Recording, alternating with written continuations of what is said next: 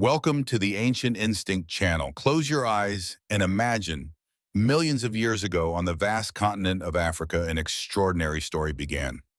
No cities, no complex tools, just primal life and a revolution silently unfolding.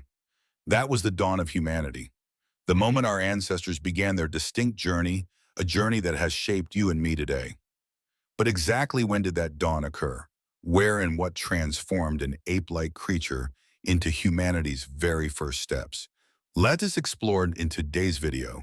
The first answer leads us to Africa, not just a continent, but the cradle, the massive laboratory where evolution experimented with and selected humanity's first traits, especially at the East African Rift Valley, a colossal geological fracture that created unique conditions. You see, millions of years ago, this land wasn't as it is now. The formation of the Rift Valley and volcanic mountain ranges altered air currents. The east gradually became drier. Vast tropical forests began to shrink, making way for expansive savannas. This environmental change created intense evolutionary pressure.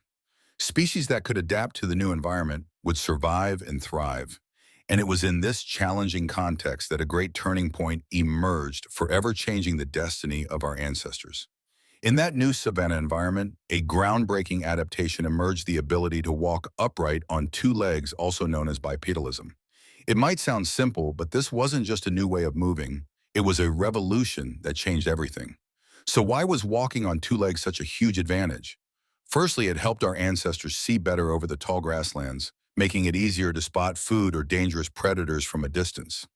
Secondly, moving on two legs was much more energy efficient for covering long distances, essential for seeking food and water. Thirdly, standing upright helped reduce the body's surface area directly exposed to the sun, allowing our ancestors to regulate their temperature better in the harsh African heat. But most importantly, bipedalism freed up the hands. Hands were no longer bound by locomotion. They could be used to carry food back to the family, gather more efficiently, and later, crucially, to make and use tools. This was a stepping stone for the remarkable development of intelligence later on. The earliest evidence of bipedalism has been pushed back very far. We have Sahelanthropus tchadensis with the Tomai skull fossil found in Chad dating back about 7 to 6 million years ago. Although debated, its skull structure suggests upright posture. Next is Ardipithecus ramidus, also known as Ardi, who lived about 4.4 million years ago. Ardi was a complex hominin possessing features that allowed her to climb trees, yet also clear signs of bipedal locomotion on the ground.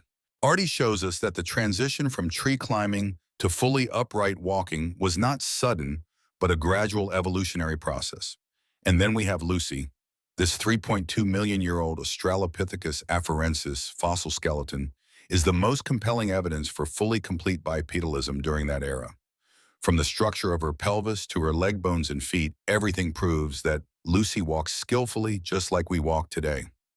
There's even more living evidence: the Laetoli footprints preserved in volcanic ash in Tanzania, dating back 3.6 million years.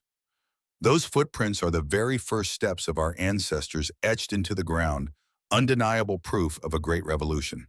With the ability to walk on two legs, our ancestors, the Australopithecus, began a new life on the vast African savannas. Though they still resembled apes, they were fundamentally different from other primates. Their lives primarily revolved around gathering and foraging for food. They ate berries, roots, insects, and bird eggs.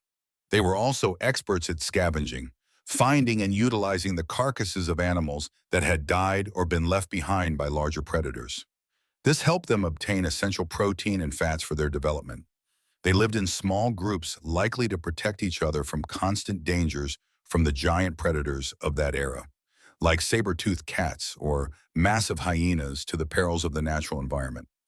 Living in groups also helped them share food and learn survival skills from one another. Although the brains of Australopithecus weren't yet as large as later human species, their bipedal ability opened up immense potential. Freed hands allowed them to interact with the world, gather information, and later, as we'll explore in our next video, to create the very first tools. The first steps of Sahelanthropus ardipithecus, and especially Australopithecus, were more than just physical movements. They laid the solid foundation for the entire history of humanity.